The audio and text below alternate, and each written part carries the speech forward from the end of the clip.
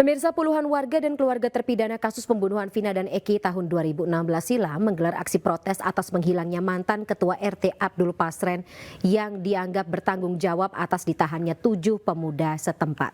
Warga mendesak Abdul Pasren segera muncul dan menjelaskan apa fakta sebenarnya.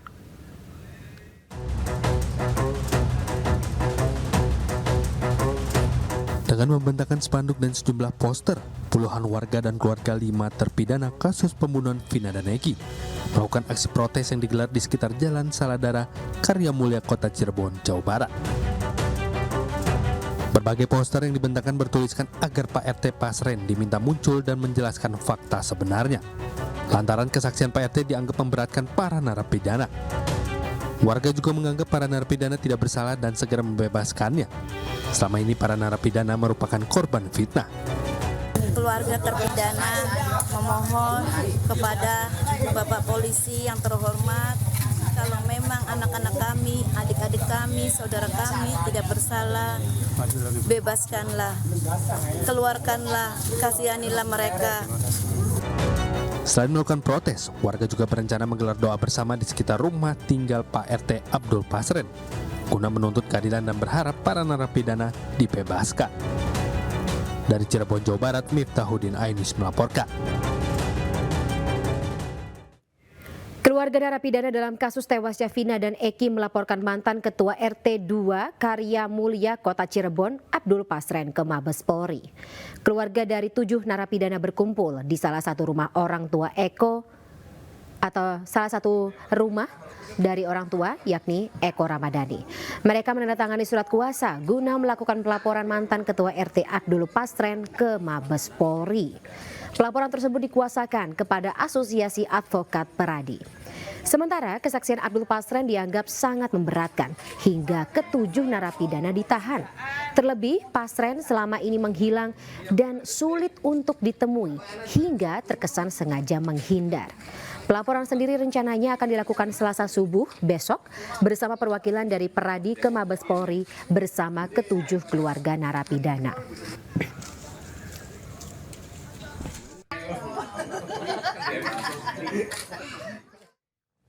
Sementara Jaya dan Eko, terpidana kasus pembunuhan Vina dan Eki Cirebon 2016 silam yang sudah dihukum seumur hidup, kembali diperiksa penyidik Polda Jawa Barat.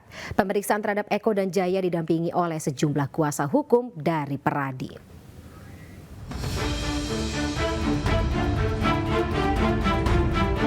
Dua terpidana kasus pembunuhan Vina dan Eki diperiksa kembali penyidik Direktorat Kriminal Umum Polda Jawa Barat Senin siang. Pemeriksaan tersebut didampingi sejumlah kuasa hukum dari Peradi.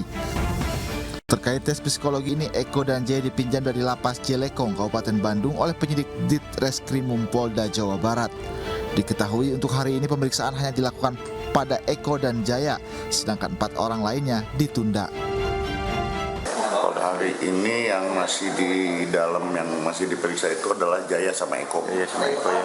Itu tadi agendanya dimulai dari jam berapa, Pak? Dari jam 11 kali ya. 11 sampai sekarang belum selesai. Udah ada informasi tambahan Bapak dari penyidik? Oh, hari ini hanya penyisik, hanya pemeriksaan psikologi aja. Psikologi aja ya. Ya, saya kira kita sih mencari kebenarannya. Ya kalau yang benar itu pasti benar, gitu aja. Sementara itu kuasa hukum dari Peradi yang menangani ke-7 terpidana berencana mengajukan peninjauan kembali dengan mencari novum atau alat bukti baru atas putusan pengadilan 2017 lalu dalam kasus pembunuhan Vina dan Eki di Cirebon 2016 silam. Dari Bandung, Jawa Barat, Iwan Pangestu, iNews melaporkan.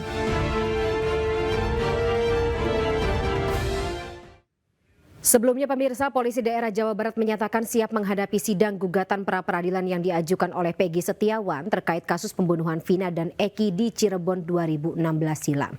Namun sayangnya di saat sidang perdana pra-peradilan digelar, pihak kepolisian tidak hadir.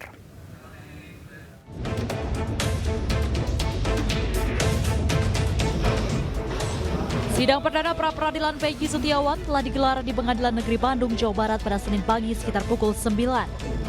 Sidang dipimpin Hakim Tunggal Eman Sulaiman. Terkait hal tersebut, Polda Jawa Barat mengaku siap menghadapinya. Meski demikian, hari ini pihak kepolisian tidak hadir dalam sidang pra-peradilan Peggy Setiawan.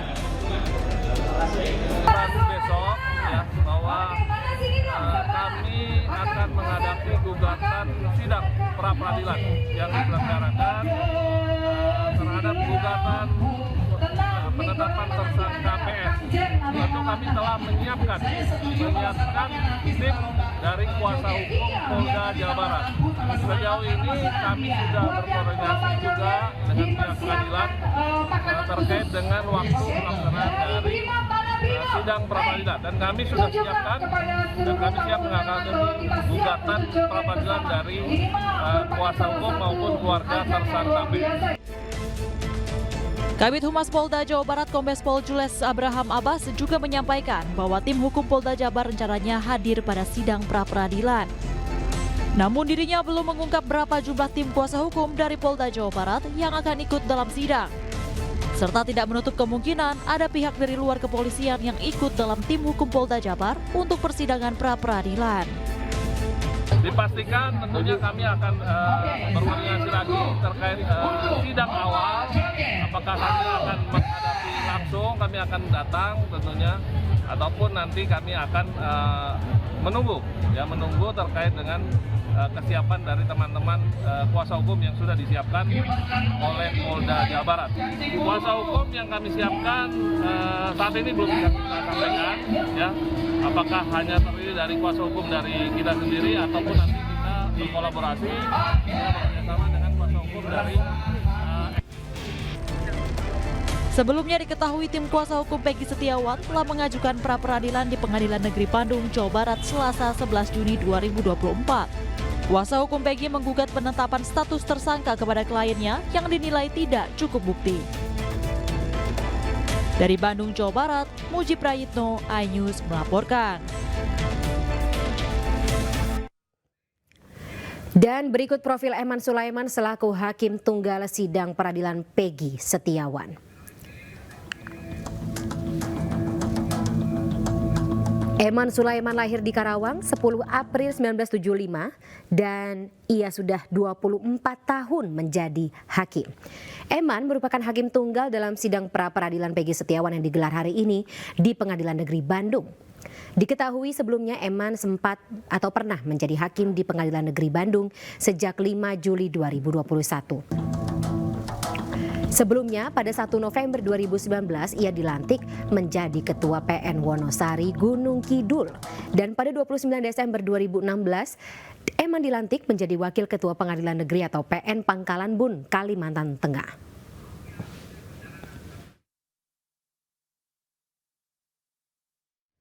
Sementara pemirsa, pihak Polda Jawa Barat tidak hadir dalam sidang pra-peradilan hingga sidang terpaksa ditunda.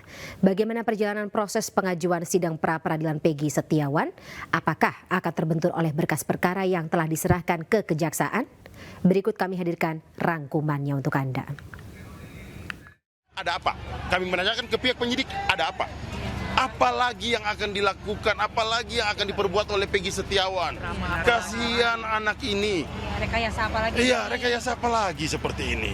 Kalau seperti itu demikian semakin terang benderang ada desain dalam persoalan ini. Semakin jelas ini ada desain. Mau ditinggal, kami akan terus melawan persoalan ini ya. Kami akan membuktikan bahwa Peggy Setiawan bukan orang yang bersalah.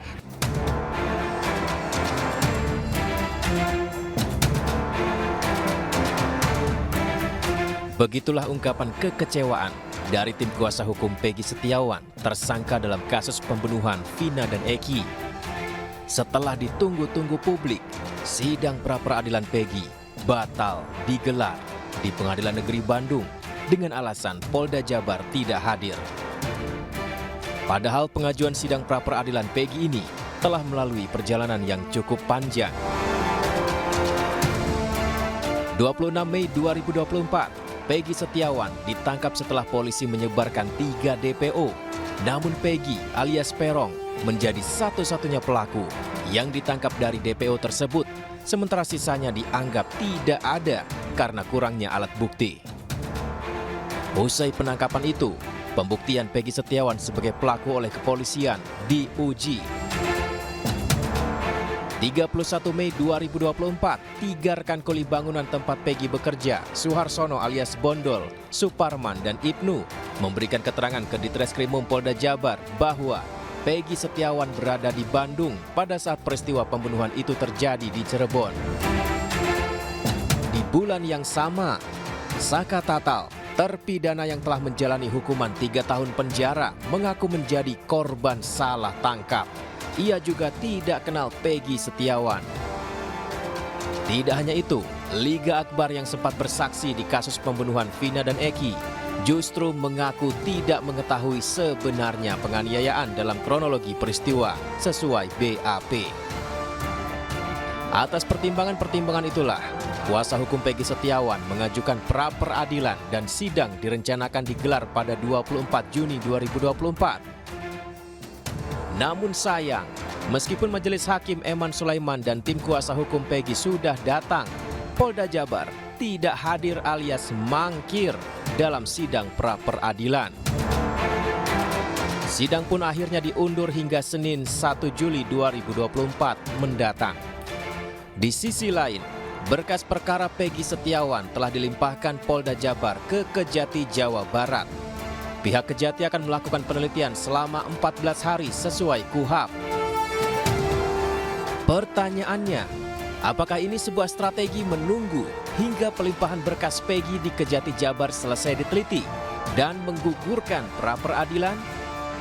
Tim Liputan iNews melaporkan.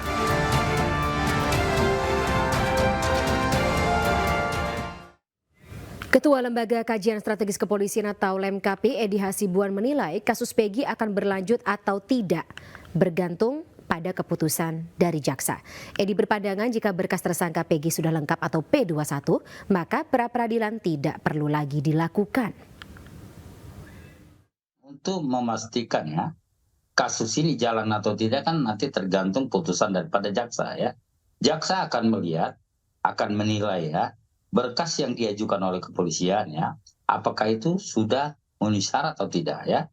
Nanti jaksa yang akan memberikan penilaian dan memberikan petunjuk ya, apa yang misalnya yang dibutuhkan, apa yang kurang ya dari berkas-berkas yang diajukan oleh penyidik Polda Jawa Barat ya.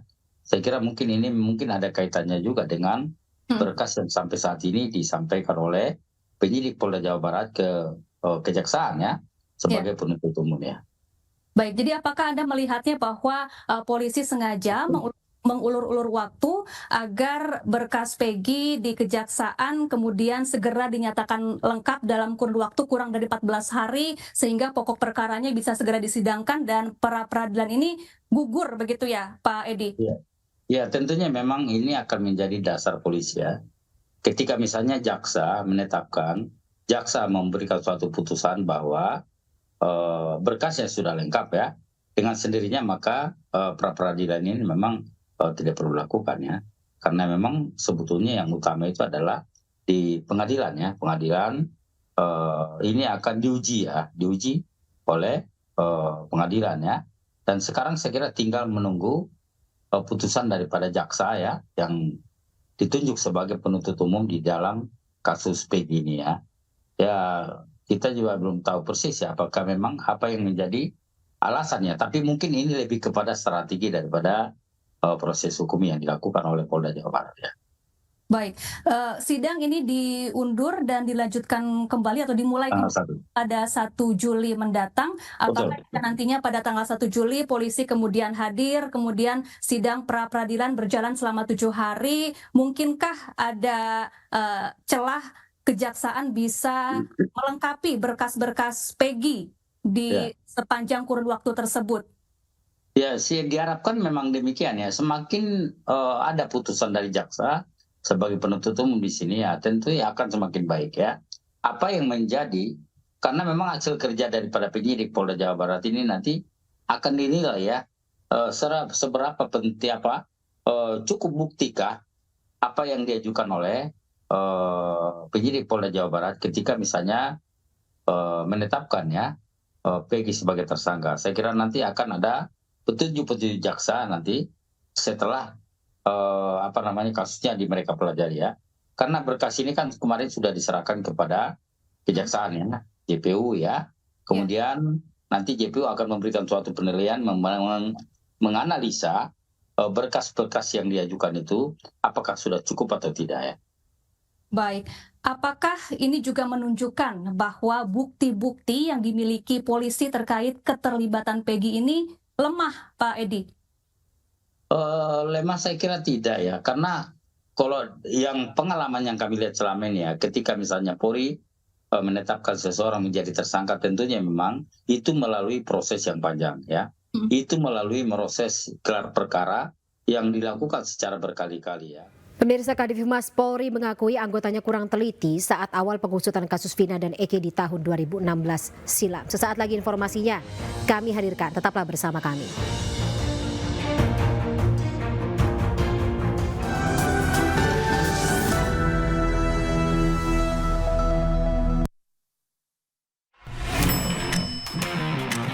Saat kerjaan gak habis-habis, harus tetap semangat.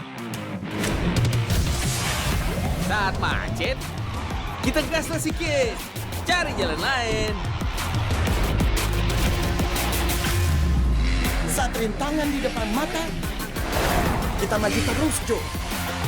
Untuk bangkitin semangat, minum Krating deh dengan 1000. Pemirsa, Kadif Humas Polri Irjen Sandi Nugroho mengakui anggotanya kurang teliti saat awal pengusutan kasus Vina dan Eki di tahun 2016. Sementara Kapolri Jenderal Listio Sigit Prabowo meminta seluruh pihak untuk memberikan masukan dalam pengusutan kasus Vina dan Eki.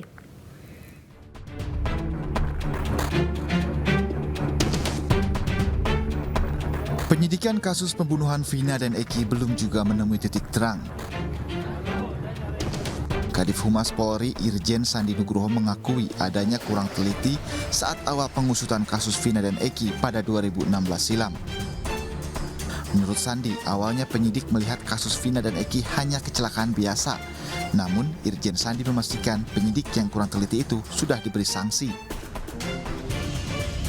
Kasus pembunuhan Vina dan Eki terjadi pada 2016 kembali mencuat setelah film berjudul Vina setelah 7 hari tayang.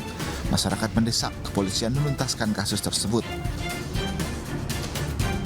Kapolri Jenderal Listio Sigit Prabowo menegaskan pihaknya meminta masukan kepada seluruh pihak termasuk masyarakat. Namun Kapolri meminta kritik dan saran yang masuk ke Kapolri harus diteliti agar sesuai dengan fakta di lapangan.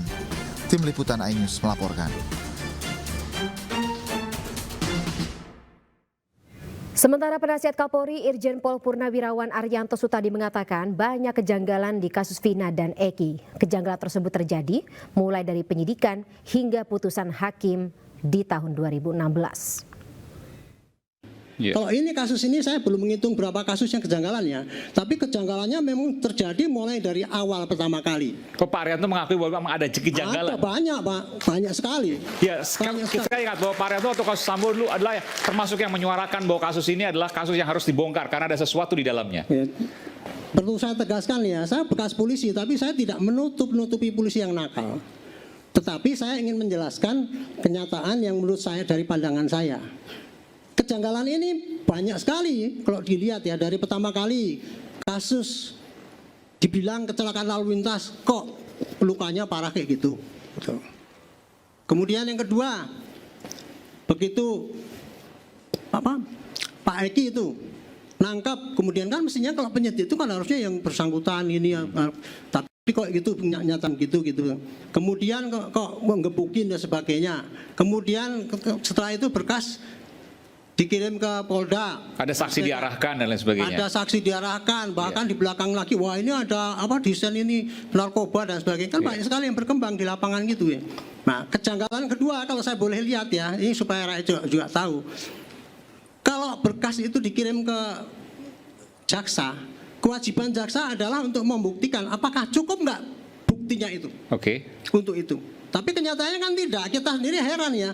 Loh, kasus pembunuhan kayak gitu kok DNA-nya nggak suruh ambil, kemudian saksi ini nggak diperiksa semua. Kejanggalan jaksa. Jadi kejanggalan jaksa adalah kenapa sampai BAP yang gombal kayak gitu kok diterima? Oke. Itu kenapa nggak dilengkapi, suruh lengkapi? Udah gitu sampai di pengadilan. Waduh, saya juga heran juga. Dari dulu saya pernah mengatakan, kok dengan bukti sesimpel itu kok hakim berani memutus? Apalagi mutusnya 340 pemerkosaan. Pemirsa, Kapolri Jenderal Listio Sigit Prabowo meminta institusinya profesional dan transparan dalam menangani kasus Vina di Cirebon, Jawa Barat. Kapolri juga meminta proses hukum terhadap tersangka Peggy Setiawan dilakukan dengan scientific crime investigation atau investigasi berbasis ilmiah. Rekan-rekan melihat bahwa terkait dengan kasus Vina ini kan menjadi perhatian publik. Kami sudah pesan kepada Polda Jawa Barat dan juga menurunkan tim asistensi dari Propam, dari Irwasum, dari Bareskrim Polri karena memang peristiwanya terjadi 2016.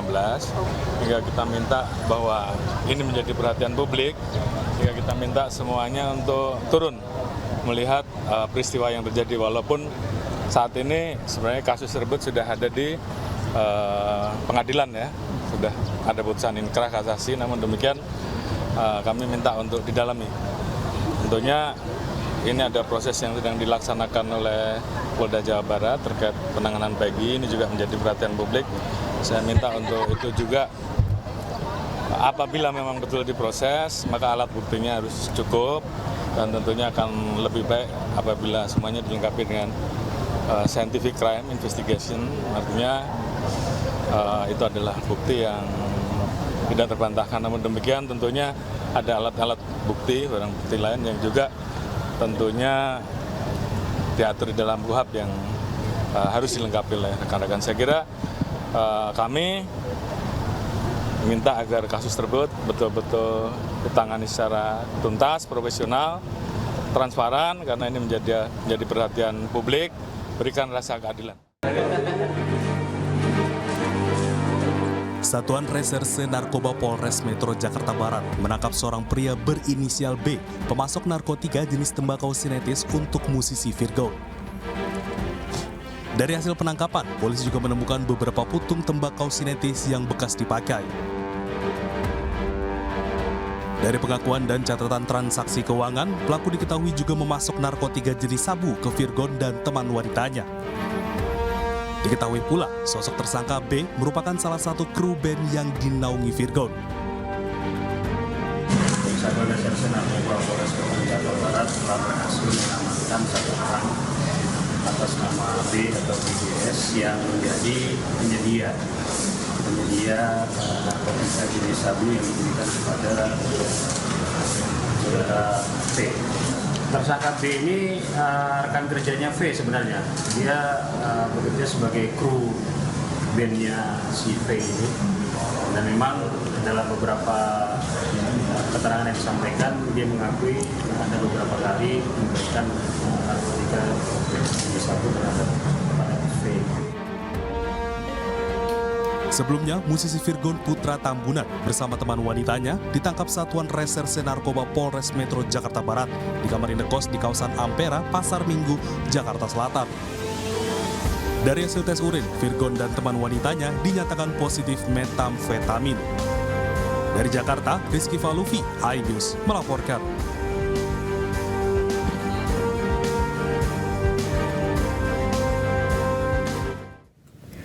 Pemirsa, usai ditangkap dan diperiksa selama 3 hari, Virgon bersama rekan wanitanya PA ditetapkan sebagai tersangka pada Senin siang.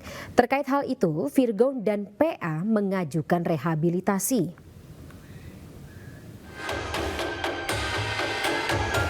Vokalis band Laiscel, Virgon Putra Tambunan bersama rekan wanitanya berinisial PA Senin siang dibawa penyidik Satuan Reserse Narkoba Polres Metro Jakarta Barat ke Badan Narkotika Jakarta untuk mengajukan asesmen. Saat digelandang, Virgon tidak mau berkomentar perihal kasusnya. Bang, gimana kabarnya, Bang? Bang? Bang, sudah lama. Alasannya apa sih, Bang? Alasan Virgon. Tangannya, Bang, tangan, Bang. Namun, sebelum dibawa ke BNNPI Jakarta, Virgon dan rekan wanitanya ditetapkan sebagai tersangka oleh penyidik Satuan Reserse Narkoba Polres Metro Jakarta Barat usai gelar perkara bersama Biro Wasidik Direktorat Narkoba Polda Metro Jaya. Ya, ini kan kita sedang melakukan kegiatan asesmen. Jadi kita tidak secara subjektif menetapkan yang bersangkutan sebagai tersangka, lalu nanti ke depannya seperti apa. Kita tetap meminta saran masukan dari tim asesmen terpadu BNNB, apa yang menjadi rekomendasi dari tim asesmen terpadu tersebutlah yang nanti akan kita laksanakan. Virgon Putra Tambunan bersama rekan wanitanya berinisial PA ditangkap penyidik Satuan Reserse Narkoba Polres Metro Jakarta Barat di salah satu kamar kos di kawasan Ampera, Jakarta Selatan pada Kamis dini hari 20 Juni lalu. Dengan alat bukti 1 klip narkoba jenis sabu serta alat hisapnya. Polisi yang kemudian melakukan pengembangan atas tertangkapnya kedua tersangka tersebut lalu kembali melakukan penangkapan terhadap BGS yang menjadi pemasok narkoba jenis sabu kepada Virgon di kediamannya di Bekasi, Jawa Barat. Dari Jakarta, Rizky Palupi, iNews melaporkan. Pemirsa, Komisi Kepolisian Nasional mengirimkan surat klarifikasi ke Polda Sumatera Barat terkait kematian Afif Maulana, bocah 13 tahun yang ditemukan tewas di bawah jembatan Kuranji, Kota Padang. Kapolda Sumatera Barat Irjen Polisi Suharyono membenarkan adanya surat dari Kompolnas terkait kasus Afif Maulana. Penyidik dari Polresta Padang rencananya akan berangkat ke kantor Kompolnas di Jakarta terkait surat klarifikasi tersebut.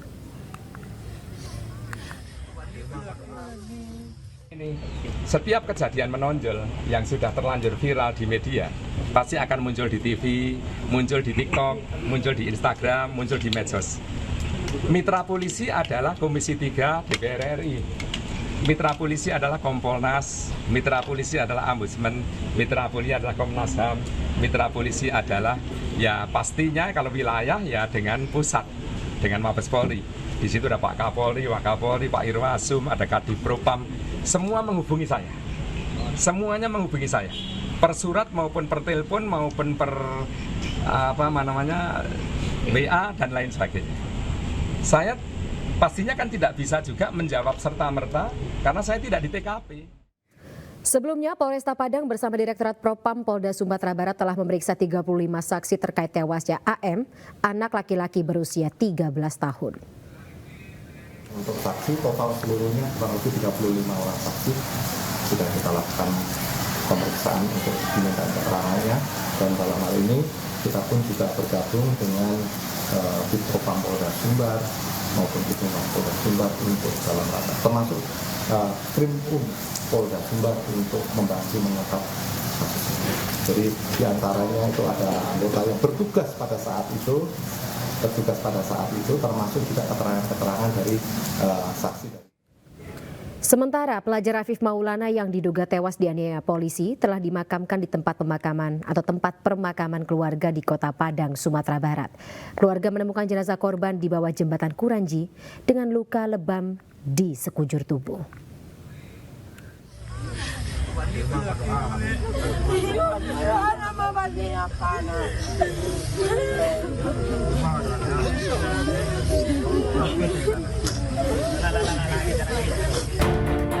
Afif Maulana, siswa kelas 1 SMP yang baru berusia 13 tahun ini, dimakamkan di permakaman keluarga daerah Kampung Baru, Kecamatan Lubek, Kota Padang.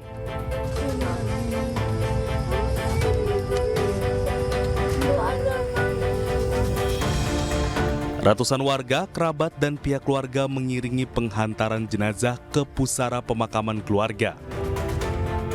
Pemakaman korban berlangsung haru dan isak tangis pihak keluarga karena tidak menyangka korban akan pergi begitu cepat dengan kondisi luka lebam.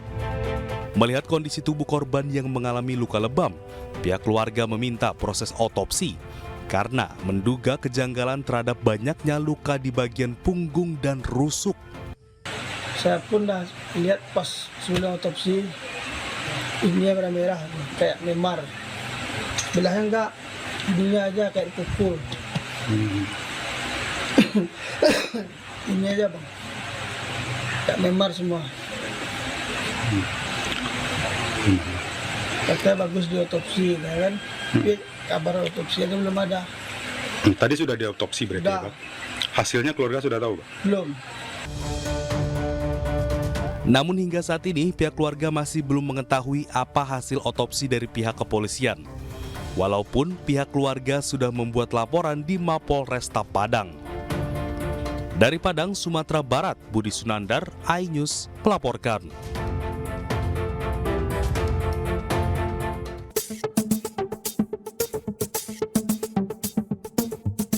Partai Keadilan Sejahtera atau PKS akan mengusung Wakil Ketua Majelis Syuro PKS, Muhammad Sohibul Imam sebagai bakal calon Gubernur DKI Jakarta 2024. Sohibul Imam pernah menjadi Presiden PKS periode 2015-2020. Dalam masa kepemimpinannya, Sohibul Imam berhasil menaikkan elektabilitas partai dari 8,46 juta suara di tahun 2014 menjadi 11,49 juta suara di tahun 2019. Sohibul juga memiliki karir yang mentereng karena pernah 3 kali menjadi anggota DPR dan sempat memimpin DPR sebagai wakil ketua DPR.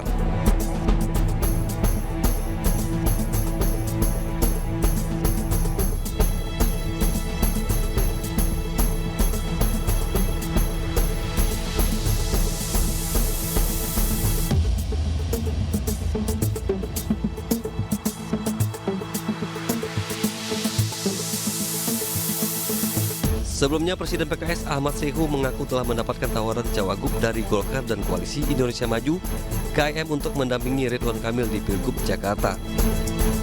Tim Liputan iNews melaporkan.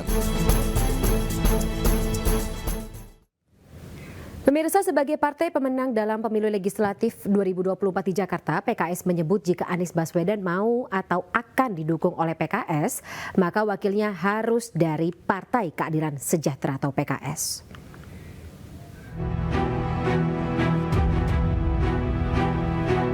Dewan Pimpinan Pusat telah mengusulkan nama Muhammad Sohibul Iman untuk maju di Pilkada Jakarta 2024 bersama Anies Baswedan.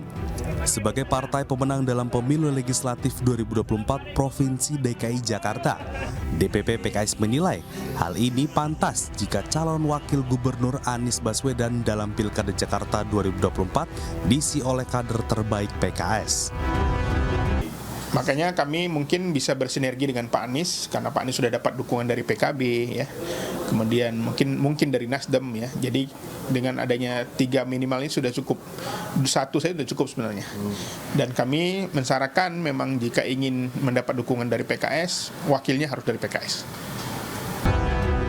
PKS tidak bisa mengusulkan paslon gubernur dan wakil gubernur Jakarta sendiri, sehingga perlu berkoalisi dengan parpol lain.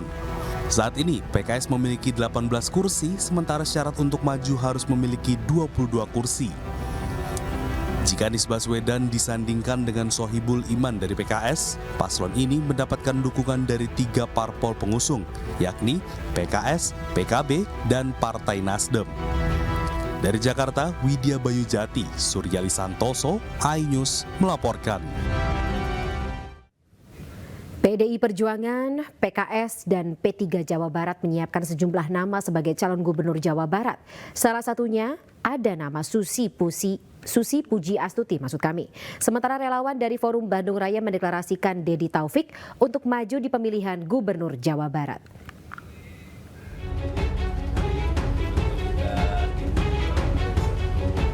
DPD PDIP, DPW PKS, dan DPW P3 Jawa Barat melakukan pertemuan tertutup di Jalan Dipati Ukur, Kota Bandung.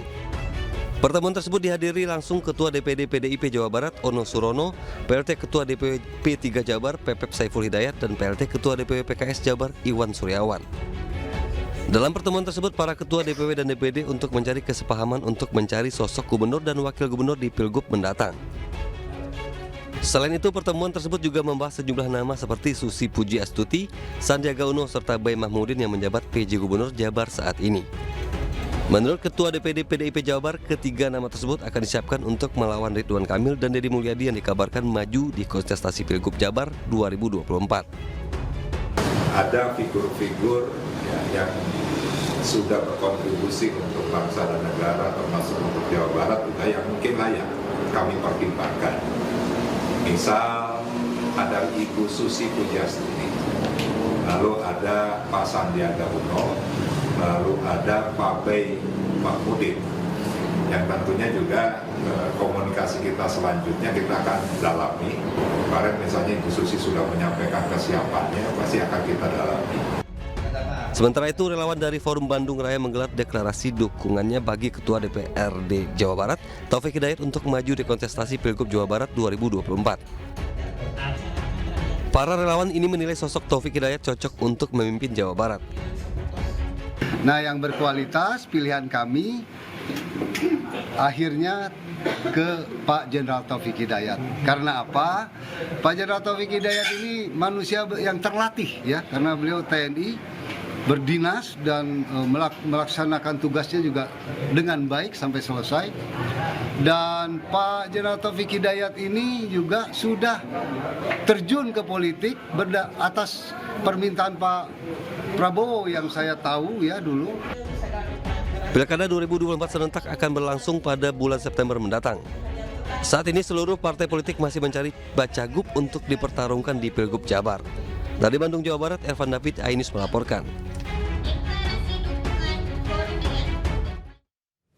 Sementara pemirsa, Kapolda Jawa Tengah Irjen Ahmad Lutfi angkat bicara terkait dirinya yang masuk dalam bursa calon gubernur Jawa Tengah. Ia mengatakan saat ini dirinya masih aktif di Korps Bayangkara, namun siap melepaskan jabatan jika diusung jadi Cagup Jawa Tengah.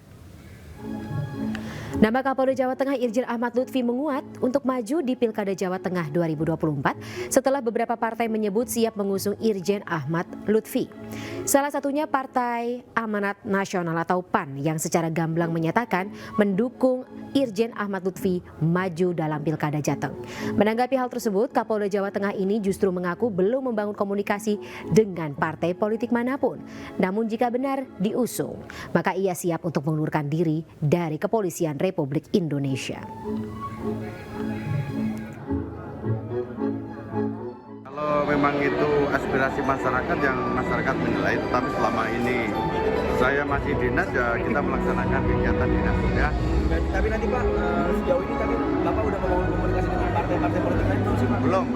Karena masih menjabat sebagai diusung nih Pak sebagai cagup, Bapak berarti akan melepas jabatan dari kepolisian? Ya jelas dong. Atau dalam jangka waktu dekat akan mundur dulu pada kepolisian untuk nanti lihat situasi ya. Pemirsa, pemerintahan Presiden Joko Widodo dan pemerintahan Presiden terpilih Prabowo Subianto telah menyepakati anggaran untuk program makan bergizi gratis. Dalam RAPBN 2025, makan bergizi gratis dianggarkan sebesar 71 triliun rupiah.